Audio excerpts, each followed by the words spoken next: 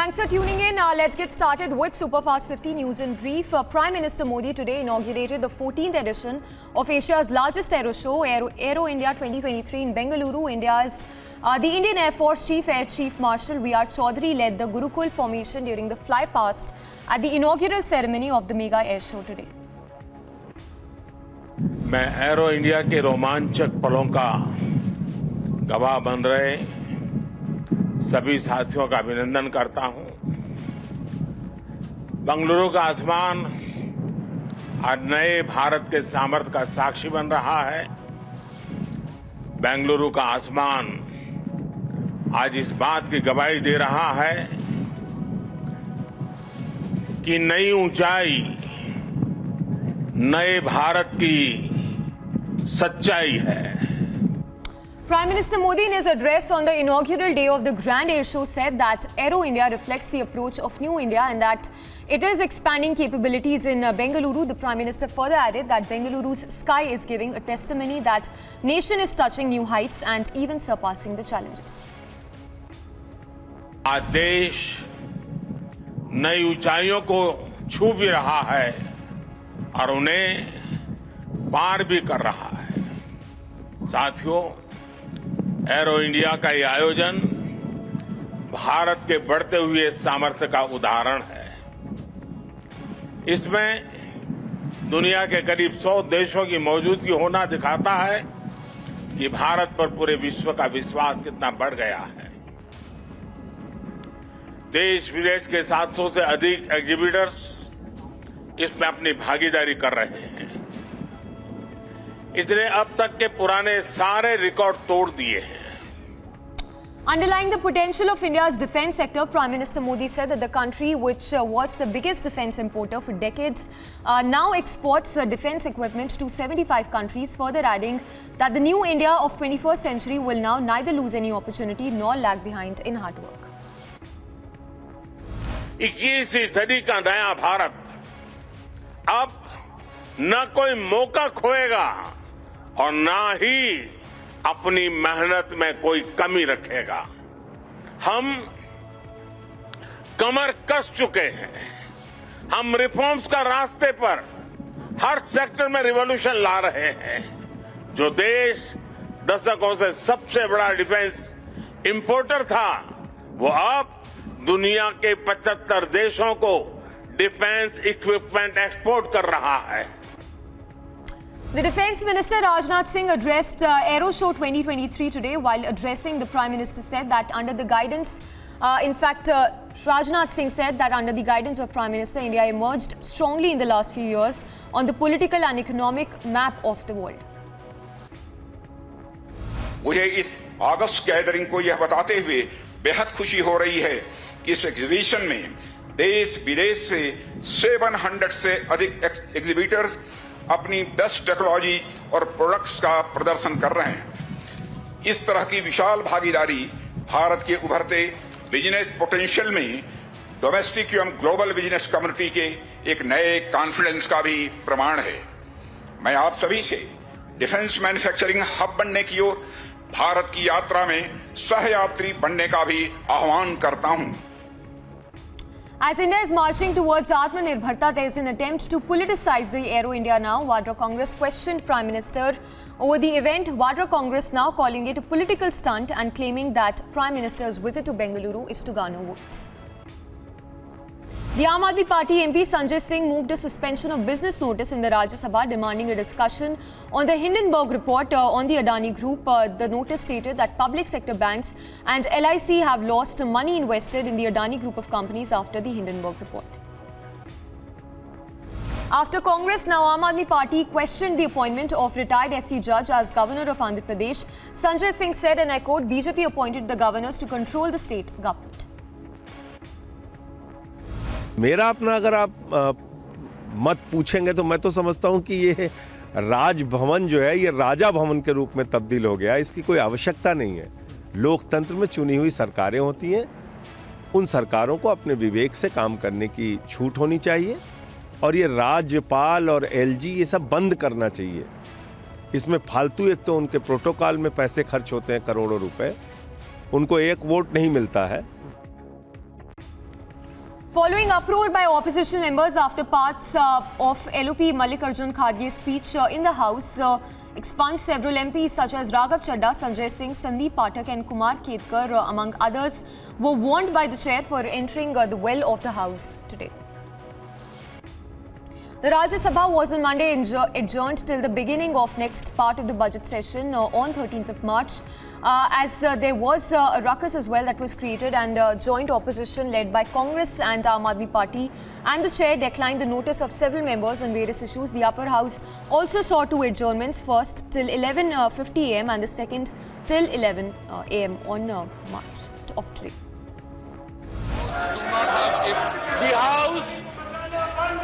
The House stands adjourned to meet on Monday, 13th of March 2023 at 1100 hours. BJP MP Nishikant Dubey said that the Congress leader Rahul Gandhi must apologize in Parliament, or else he will lose his seat in the Lok Sabha for allegedly making unparliamentary remarks on Prime Minister Modi in the Lok Sabha. He was asked to respond by Wednesday. मुझे लगता है कि 15 फरवरी तक, क्योंकि उनके पास कोई कागज है नहीं, उन्होंने उठपटांग जो है आरोप लगाए, गलत आरोप लगाए। अपने दिल से जानिए पराए दिल का हाल। गांधी परिवार का जो इतिहास रहा है वो खुद ही चोरी चकारी का रहा है। आपको कितनी चीज़ें मैं पार्लियामेंट में बोल चुका हूं, मैं उसको दोहराना नहीं चाहता। लेकिन यदि ये काम उन्होंने किया तो उनके पास दो ही रास्ते बचते हैं। या तो वो सरेआम खुलेआम माफ़ी मांगेंगे, जैसे केजरीवाल साहब ने, आपको पता है कि जेटली जी के केस में माफ़ी मांगा, और नहीं तो उनकी लोकसभा की सदस्यता जाएगी। Samajwadi Party leader SP Maurya has stirred a controversy over his recent remarks. He insulted the Hindu seers, comparing them to terrorists and butchers. He said that the saints nowadays are talking in terror language. लेकिन आजकल के बाबाओं के पास, आजकल के साधु सन्यासियों संतों के पास अपने जप और तप पे भरोसा नहीं है। उनको विश्वास नहीं रह गया, उनको अपने आराध्य पर विश्वास नहीं है, इसीलिए साथ देने की हैसियत में नहीं है, और इसीलिए अब वो आतंकवादी की भाषा बोल। Meanwhile, the Supreme Court dismissed plea challenging delimitation exercise that was carried out for redrawing Legislative Assembly and Lok Sabha constituencies in J&K. The Bharatiya Janata Party, meanwhile, welcomed the Supreme Court's decision of dismissing a plea challenging the Limitation Commission. BJP leader Kavinder Gupta said that there was no delimitation in J&K and no one can raise questions over the Delimitation Commission. आज ये जिस प्रकार से supreme court ने ये कहा है कि ये केंद्र सरकार का या डिलिमिटेशन कमीशन का अधिकार है, तो उसी प्रकार से सीटों का आवंटन करे, तो मुझे लगता है कि स्वागत योग्य कदम है। कोई भी उठेगा और इस प्रकार से याचिका दायर करेगा और चैलेंज करेगा, वो ठीक नहीं है। Following the Supreme Court's decision on Delimitation Commission, PDP chief and former J&K Chief Minister Mehbooba Mufti said that such decisions do not matter to them, as they have rejected the delimitation, further adding that such decision was done in favor of the BJP. तो ये तो एक delimitation तो एक tactical rigging का एक process था, जो इलेक्शन से पहले रिगिंग करनी होती है, वो उन्होंने किया। मेजॉरिटी को माइनॉरिटी में कन्वर्ट किया, माइनॉरिटी को मेजॉरिटी में कन्वर्ट किया बीजेपी के हक में। तो इसलिए हमने पहले इसको रिजेक्ट किया। हमने तो इसमें कोई पार्टिसिपेट भी नहीं किया इसकी डिस्कशंस में। ये बिल्कुल सिरे से हम इसको खारिज करते हैं। Former Congressman and Indira Gandhi's aide has made a controversial claim, saying that Prabhakaran, the LTT chief, is alive and will emerge soon. He also went on to say that he knows the truth about the LTT chief Prabhakaran. Meanwhile, a bridge on rivulet Badora collapsed when two loaded dumpers were crossing on it. Due to the collapse of the bridge, both the dumpers fell in the Badora rivulet, causing injuries to the drivers. Reports suggest that the dumpers loaded with sand and on one way towards Rajouri from the area were crossing the bridge at this time of the bridge collapse. Meanwhile, in news that came in from Mumbai, where a massive level 2 fire broke out in a slum area in Mumbai's Malad this morning, which even claimed one life. Meanwhile, 8 fire personnel were rushed to the location to douse the flames. The Delhi High Court, meanwhile, issued a notice on the appeal by the Delhi police against the discharge of Sharjeel Imam, Asif Iqbal and others accused in the Jamia Millia violence case of 2019. The matter would now be heard on 16th of March. Amid massive crackdown on child marriages in Assam, Chief Minister Himanta Biswa Sarma took to social media saying, and I quote, "Our crackdown against child marriages has entered its second week with more than 3,000 arrests that have been made so far."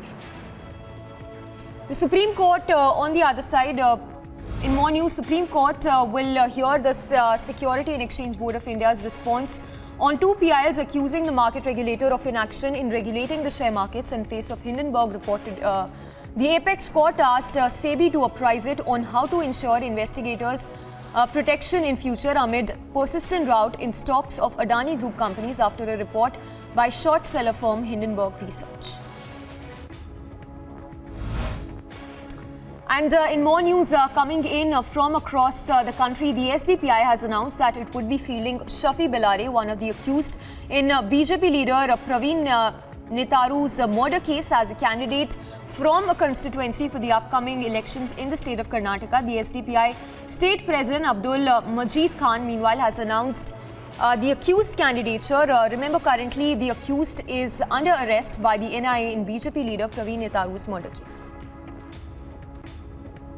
The Enforcement Directorate, meanwhile, would produce the owner of Chariot Production Media Private Limited, Rajesh Joshi, today. The Enforcement Directorate had arrested him of Chariot Advertising, who received kickbacks generated in Delhi excise policy scam. A surveillance drone of the security forces has crashed in Ladakh. The drone, we understand, was part of a routine exercise that was being carried out. As a precautionary measure, all flights have been halted as of now, as this was in Air Force premises. Meanwhile, the director and producer of Kannada superhit movie Kantara on Sunday appeared before the investigating officers and recorded their statement in connection with the case alleging plagiarism in a song in the movie. Producer of the movie as well as the director appeared before the Kozhikode District Police today as per the direction of the High Court. Former Karnataka Chief Minister and Congress leader Siddaramaiah on Sunday attacked the BJP and called them worshippers of Godse and V.D. Savarkar. Slamming the BJP, he said that Godse killed Gandhi and that Savarkar took a pension from the BJP.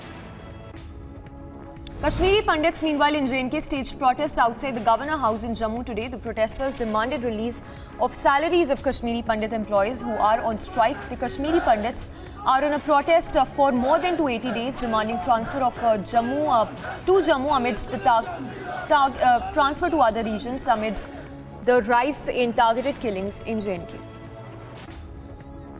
As a demolition drive in the national capital's Mehroli continues, clashes broke out between the locals and the police. According to sources, an attempt was made to cause hindrance in the demolition drive that is being carried out.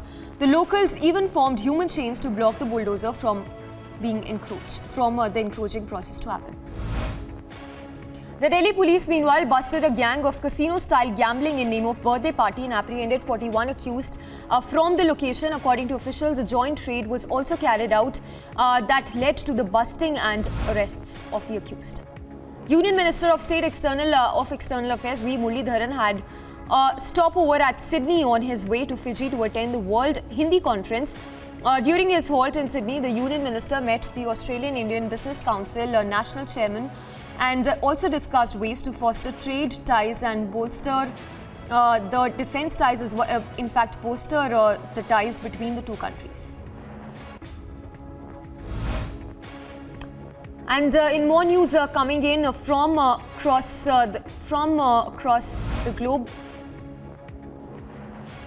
Union Defence Secretary Shri Giridhar Ramne held bilateral meetings with three defence delegations of Oman, US and Saudi Arabia on the sidelines of the Aero India 2023 in Bengaluru. The death toll, meanwhile, in Turkey and Syria has crossed the 33,000 mark as rescuers continue to dig through the rubble for survivors and victims. The US military, meanwhile, brought down a flying object over Lake Huron near the US-Canada border. This was, in fact, the fourth such interception this month. An F-16 fighter jet of the US shot down the object over the lake. The object was octagon-shaped and was flying at an altitude of 20,000 feet. Meanwhile, Pentagon officials said that they have been scrutinizing radar more closely since the sightings of unidentified objects and have not been able to identify what the most recent objects are or how they are staying aloft. Reports suggest that the United States is in touch with Beijing over the alleged Chinese surveillance balloon that was shot down on 4th of February after Pentagon overturns, rebuffed after all the surveillance that has been seen in the US airspace. Reports said that Pakistan is set to provide military supplies to Ukraine through German port concurrently with the Poland route for transferring rockets, which would be used in multi-barrel rocket launchers. Meanwhile, as a one-year anniversary of Russia's invasion of Ukraine approaches, Ukraine President Zelensky aggressively pursued the Western allies to provide fighter jets to repel the full-scale invasion that Moscow has been waging. Blaming the security forces for spiking terror attacks in Pakistan, former Pakistan Prime Minister Imran Khan said that the outlawed Pakistani Taliban was allowed to flourish because of the negligence of country's security forces. Having said that, Imran Khan further underlined that the importance of working closely with Afghanistan to jointly combat terrorism in the region was important. Philippines, meanwhile, accused a Chinese Coast Guard ship of hitting a Philippine Coast Guard vessel with a military-grade laser and temporarily blinding some of its crew in the disputed South China Sea region. Residents of the Gaza Strip, meanwhile, claim that Israeli aircraft launched a series of airstrikes at militant sites in coastal Palestinian territory. The strikes appeared to be a response to the firing of rocket by Palestinian militants towards southern Israel on Saturday evening. The Israeli air defenses also intercepted the rocket.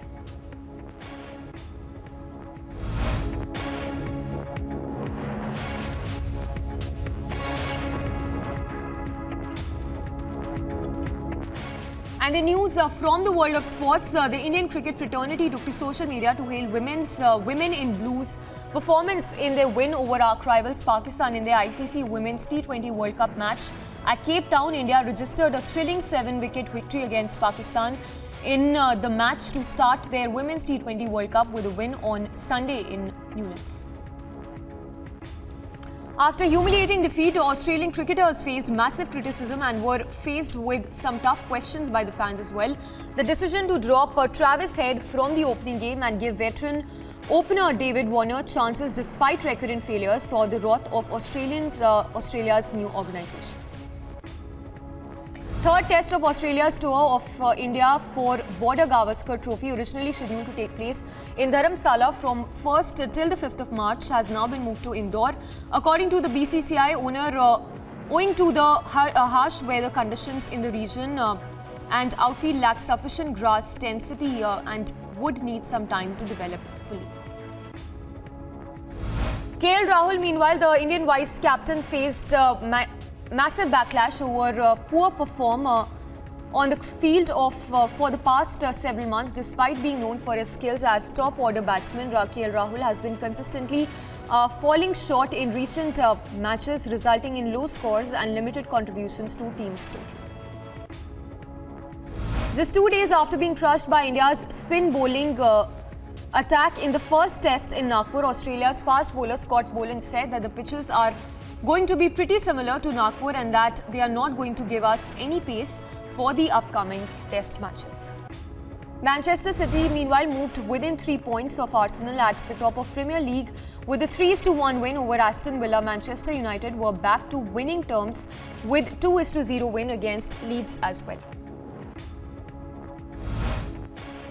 Darcy Sharpe, meanwhile, claimed gold in men's slope style at the World Cup in Calgary. Julia Marino also won gold with a score of 78.36 ahead of runners-up.